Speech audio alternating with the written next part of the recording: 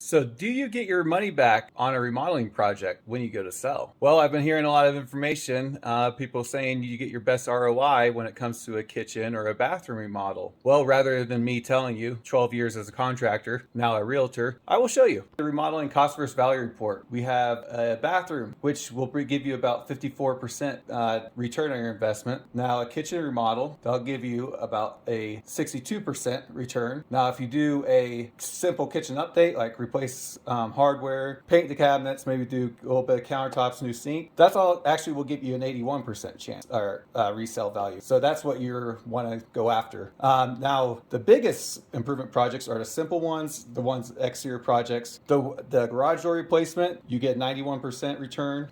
Window replacement, you'll get 77% return. Siding replacement, also great return. So you can see the theme is if it's a simple project that increases curb appeal, that's your best bet as far as getting your money back. I'm James. Take it easy.